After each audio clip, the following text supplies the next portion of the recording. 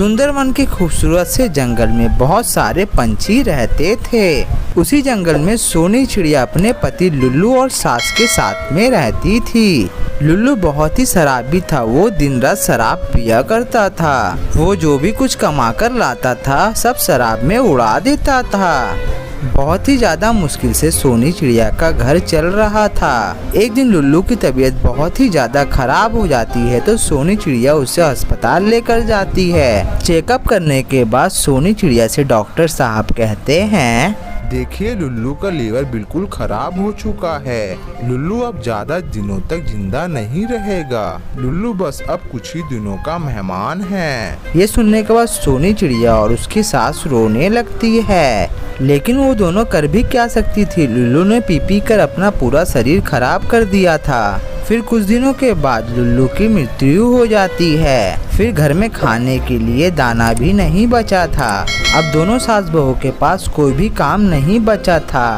वो घर घर जाकर भीख मांगने लगी। कहीं से भी कुछ खाना मिल जाता था वो दोनों वही खाकर अपना गुजारा करने लगी। एक दिन दोनों सास बहू बहुत ही बड़े घर के सामने भीख मांगने पहुंची। उस घर की मालकिन रात का बचा कुचा खाना उन दोनों के लिए लेकर चली आई। अरे तुम दोनों तो बहुत ही ज्यादा कमजोर दिखाई दे रही हो।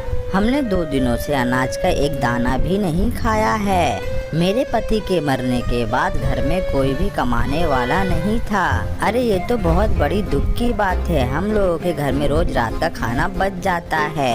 तुम दोनों आना, मैं वो बचा हुआ खाना तुम दोनों को दे दूंगी। सोनी चिड़िया और उसकी सास ये सब बातें सुनकर बहुत ही ज्यादा खुश हो जाती है।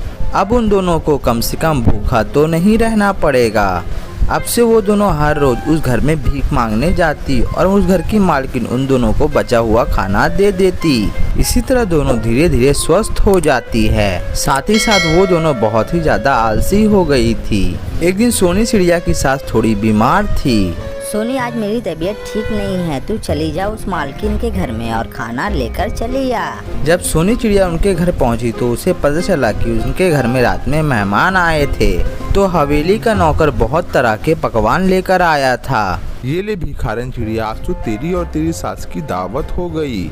मालकिन ने तुम दोनों के लिए गुलाब जामुन भी भेजे हैं। गुलाब जामुन को देखकर सोनी चिड़िया के तो मुंह में पानी ही आ जाता है। अरे ये गुलाब जामुन तो बहुत ही ज्यादा टेस्टी लग रहे हैं। माँ जी की तबीयत खराब है, क्यों ना ये गुलाब जामुन मैं यहीं पर खा लूं। सोनी चिड़िया ने जल्दी से गुलाब जामुन खा लिए और बाकी का खाना अपने घर लेकर चली आई। सोनी चिड़िया की सास इतने सारे पकवान देखकर तो खुशी हो जाती है।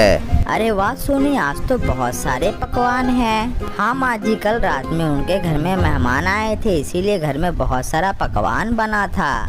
जब सास को कटोरी में चाशनी दिखी, अरे ये कटोरी में चाशनी कैसी है? ये चाशनी इसमें कैसे आई? इस कटोरी में मिठाई भी थी क्या? नहीं माँ जी, इसमें मिठाई तो थी नहीं, शायद गलती से चाशनी इसमें गिर गया था। सोनी चिड़िया के साथ समझ जाती है कि सोनी चिड़िया ने गुलाब जामुन को खा लिया है। अगले दिन ज्यादा खाना खा लेने के कारण सोनी चिड़िया का पेट खराब हो जाता है। इसीलिए सोनी चिड़िया की सास अकेले ही भीख मांगने उनके घर चली जाती है। घर की मालकिन खाना लाते हुए सोनी चिड़िया के सास से कहती है, अरे आज तो घर में बहुत ही ज्यादा खाना बच गया है। ये खाने को अगर तुम दोनों 2 दिन तक खाओगी तब भी खाना नहीं खत्म होगा। आज भी मालकिन ने बहुत सारा खाना दिया और उसमें रसगुल्ले भी थे। रसगुल्ले देखकर तो सास के मुंह में पानी ही आ गया।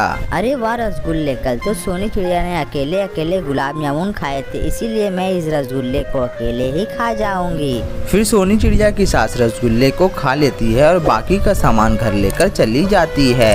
अरे वाह माँ जी, आज भी खाने के लिए तो बहुत कुछ है। सोनी चिड़िया जब कटोरे में रस देखती है तो वो समझ जाती है कि इसमें रसगुल्ले थे। माँ जी, कुछ और भी मिला था क्या खाने को? नहीं तो सोनी, और कुछ नहीं मिला। झूठ मत बोलिए माँ जी, मुझे लगता है कि आज रसगुल्ले मिले थे। नहीं बहू, मुझे कोई रसगुल्ले नहीं मिले थे, जैसे कल तुझे कोई गुलाब जामुन नहीं मिला था। अच्छा माँ जी, तो आप मुझसे बदला ले रही हैं। नहीं बहू, मैं तुम्हें बस सबक सिखा रही हूँ। अगले दिन दोनों सास बहू मिलकर मकान मालकिन के पास पहुँचती है। वहाँ का नौकर उन दोनों से कहता है, अरे तुम दोनों कब तक यहाँ पर भीख मांगने के लिए आओगी? अगर काम करोगी तो तुम दोनों के लिए भोजन का भी बंदोबस्त हो जाएगा। मालकिन की नौकरानी काम छोड़कर चली गई है। तुम दोनों उनकी जगह पे काम कर सकती हो। अच्छा मौका है, मालकिन तो तुम दोनों को पहले से ही मानती है। अगर तुम चाहो तो मैं यहीं पर तुम दोनों को काम दिला सकता हूँ। झाड़ू पोछा बर्तन तो कर लोगी ना? हाँ मैं कर लूँगी, मुझे खाना पकाना बहुत ही अच्छे से आता है। ठीक है, मैं तुम दोनों के काम के बारे में मालकिन से बात करूँगा। अगले ही दिन मालकिन ने उन दोनों से घर की साफ सफाई भी करवाई और घर में खाना भी पकवाया। मालिक और मालकिन उन दोनों के काम को देखकर बहुत ही ज्यादा खुश हो जाते हैं। अरे वाह, घर तो एकदम चमक रहा है और खाना भी बहुत ही ज्यादा अच्छा बना है। अरे मैं तो कहता हूँ इन दोनों को परमानेंट घर में काम करने के लिए रख लो। ठीक है जी, इन्हें भी रोजगार मिल जाएगा और घर घर जाकर भीख नहीं मांगना पड़ेगा। फिर उन दोनों को वो लोग काम में रख लेते हैं और वो दोनों सास बहू खुशी खुशी अपना जीवन जीने लगती है। और ये सुंदर सी कहानी यहीं पर समाप्त हो जाती है।